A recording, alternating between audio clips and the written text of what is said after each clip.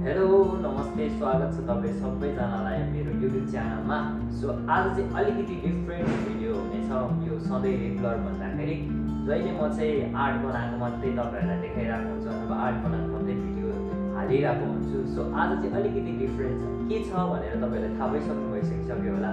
यस, म चाहिँ आज तपाईँहरूलाई एस्प्रेसो मेसिनको पार्ट्स बुझाउन गइरहेको छु। किन भन्दाखेरि सुरुमा तपाईँहरू क्लास जाँदाखेरि यो एस्प्रेसो मेसिनको पार्ट्सहरू चाहिँ याद गर्न तपाईँहरूलाई अलिकति गाह्रो हुनसक्छ। सो त्यही भएर चाहिँ तपाईँहरूले रिभाइज गर्नुहोस् भनेर चाहिँ मैले भिडियो बनाइदिएको छु है त। ल ढिला नगरी सुरु गरिहालौँ है त।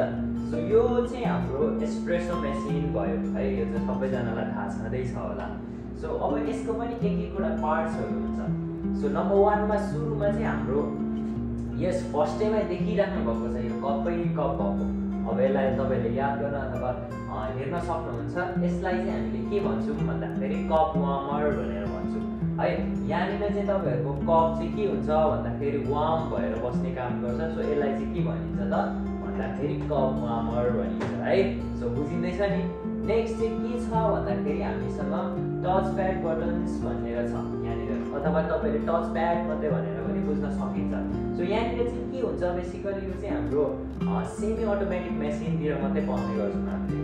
सो यहाँनिर चाहिँ बटन्सहरू देख्नुहुन्छ यहाँनिर है। सो यो आफ्नै एक एकवटा फङ्सन छ। सो तपाईँहरूले बिस्तारै पढ्दै जाँदा अथवा सिक्दै जाँदाखेरि बनाउँदै जाँदाखेरि यसको फङ्सनहरू थाहा पाउनुहुन्छ। तर फर्स्टमा चाहिँ तपाईँहरूले यतिलाई मात्रै के भनिन्छ भनेर बुझ्दा हुन्छ। यसलाई चाहिँ के भनिन्छ अरे त भन्दाखेरि यस टच प्याड बटन्स अथवा बटन्स भन्दै पनि भनिन्छ। सो नेक्स्ट चाहिँ अर्को छ हाम्रो यो। यसलाई चाहिँ हामीले स्टिम नब अथवा स्टिम लिभर भनेर भन्न सक्छौँ। सो यहाँनिर तपाईँले यस्तो तलमाथि यता तल अनि माथि आउने खालको डिजाइनको देख्नुहुन्छ भने यसलाई चाहिँ हामीले स्टिम लिभर भनेर भन्ने गर्छौँ। तर होइन यस्तो छैन, तपाईँहरूसँग घुमाउनेवाला छ भने यसलाई हामीले नब भनेर भन्ने गर्छौँ है त। सो यसले के काम गर्छ भनेर पहिला सुरु बुझ्ने कोसिस गरौँ। यसले चाहिँ के गर्छ भन्दाखेरि स्टिमलाई रिलिज गर्ने कामहरू गर्छ। सो यसलाई चाहिँ मैले कुदो लगिदिएपछि स्टिम रिलिज हुन्छ। सो तपाईँहरूले देख्दाखेरि चाहिँ भएन त भन्नु होला फेरि है। सो यो मेसिन चाहिँ अफ छ, अन हुँदाखेरि तपाईँहरूलाई थाहा भइहाल्छ है यति सानो कुराहरू। सो यसलाई चाहिँ हामी के भन्छौँ अरे त यस स्टिम लिभर। सो अर्को चाहिँ के त स्टिम नब है। सो यहीसँग जोडिराखेको अर्को कुरा हेरौँ है त। अब सो रिलेटेबल हुन्छ। अब यो लामो हाम्रो डन्ठा जस्तो देखिन्छ नि, यसलाई चाहिँ यस नेपालीबाट भन्दा हामी डन्ठा नै भन्छौँ है। सो यसलाई चाहिँ हामीले के भन्छौँ भन्दाखेरि स्टिमर भनेर भन्छौँ है। सो यहाँदेखि चाहिँ स्टिम आउने भएकोले सो यसलाई चाहिँ हामी स्टिमर भनेर भन्छौँ। सो नेक्स्ट यहीसँग जोडेको अर्को भेरिहालौँ। सो कनेक्ट हुन सजिलो हुन्छ, रिलेट हुन सजिलो हुन्छ है। सो स्टिम नब भयो, स्टिमर भयो। सो यो चाहिँ हाम्रो स्टिम नोजल। यति पार्टलाई मात्रै हामीले स्टिम नोजल भनेर भन्छौँ है। सो याद गर्न सजिलो हुन्छ। स्टिम आइरहेको छ नि त। अनि अर्को चाहिँ छ अब हाम्रो हट वाटर ट्याप। यो चाहिँ हाम्रो तातो पानीको धारा नाममै छ हेर्नु है, hot water tap.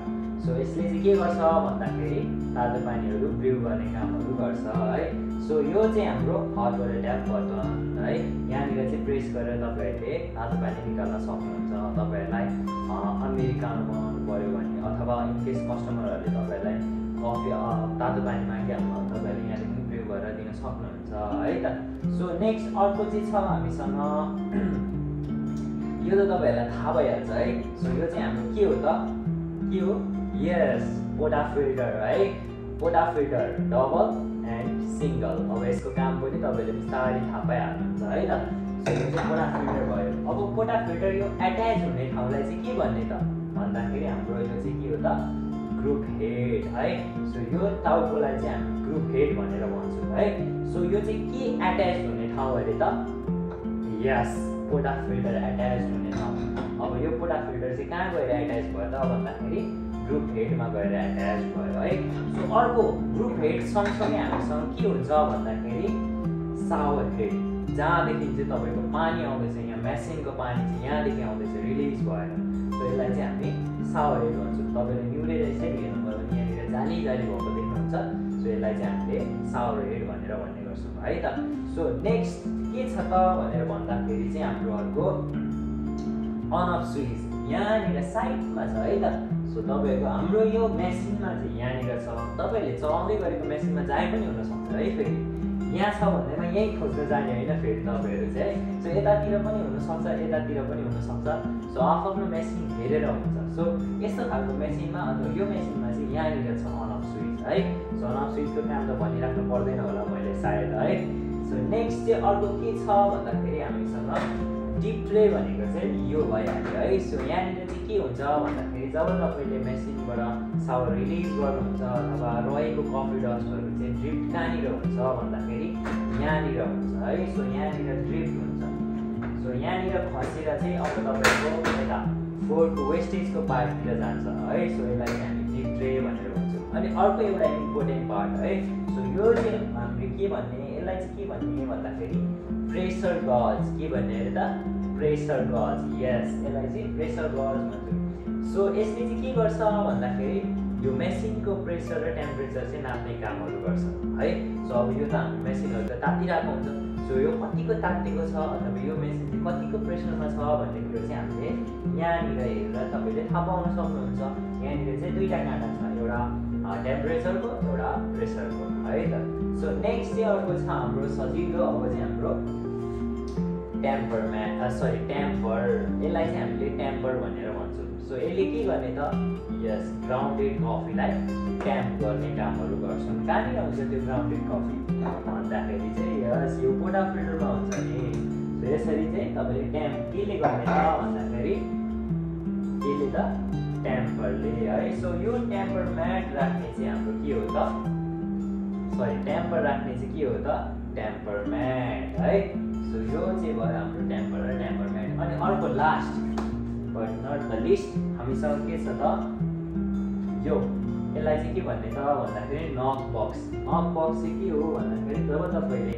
Coffee बनाइसक्नुहुन्छ so coffee बनाइसकिसकेपछि चाहिँ तपाईँले कफी पगलाई चाहिँ यहाँनिर फसाउने कामहरू गर्नुहुन्छ यहाँनिर फाल्ने कामहरू गर्नुहुन्छ सो यसलाई चाहिँ के भन्ने त हामीले नक बक्स ओके यो चाहिँ भयो हाम्रो पार्ट्स अफ एस्प्रेसो मेसिन है सो अब हामीले ग्राइन्डर पनि थोरै हेर्नुपर्ने हुन्छ सो ग्राइन्डर चाहिँ यहाँनिर छ सो हामीसँग चाहिँ म्यानुअल ग्राइन्डर छ सो यो माथिकोलाई चाहिँ हामीले बिन बक्स भनेर भन्छौँ है सो अथवा बिन होपर पनि भनेर भन्न सक्छौँ नेक्स्ट चाहिँ अर्को के छ भन्दाखेरि गेट स्लाइड यो चाहिँ हाम्रो गेट स्लाइड भयो है सो यसले चाहिँ के गर्छ भन्दाखेरि बिन्सको फ्लोलाई कन्ट्रोल गर्ने कामहरू गर्छ है सो मैले यसलाई क्लोज गरिदिएँ भने यो बिन्स चाहिँ ग्राइन्ड हुनेतिर जाँदैन है नेक्स्ट चाहिँ के छ भन्दाखेरि यो तपाईँहरूले देख्नुहुँदैछ नि होइन देख्नुभएको छैन जुम गरिदिन्छु है त सो यसो गरेर जुम गरिदिन्छु यसलाई चाहिँ हामीले के भन्छौँ भन्दाखेरि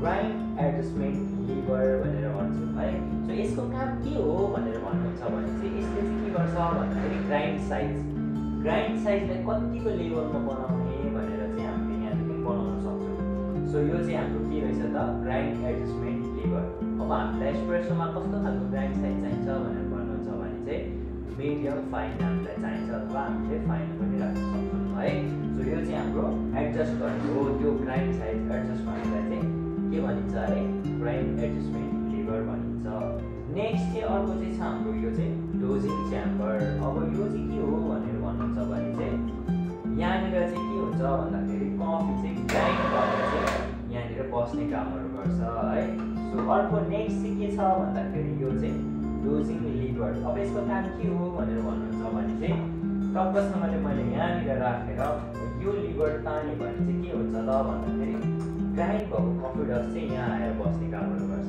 है त सो यो लिभरको काम के रहेछ त यहाँनिर जम्मा भएको कफी डस्टलाई चाहिँ तपाईँको पोडा फिल्टरसम्म ल्याउने कामहरू चाहिँ केले गर्ने रहेछ त डोजिङ लिभरले गर्ने रहेछ अनि अर्को यो चाहिँ हाम्रो पोडा फिल्टर स्ट्यान्ड भइहाल्यो अनि अन अफ स्विच यो चाहिँ हाम्रो complete parts of espresso machine यो एस्प्रेसो मेसिन भयो यो ग्राइन्डर भयो है त सायद होप तपाईँहरूले बुझ्नुभयो होला मजाले बुझ्नुभयो होला सो यति चाहिँ हाम्रो पार्ट्स अफ एस्प्रेसो मेसिन भयो सो अरू फेरि भिडियोहरू आउँदै गर्छ तपाईँहरूले लाइक सेयर र सब्सक्राइब गरेर तपाईँहरूले सपोर्ट गर्न सक्नुहुन्छ हस् त थ्याङ्क यू सो मच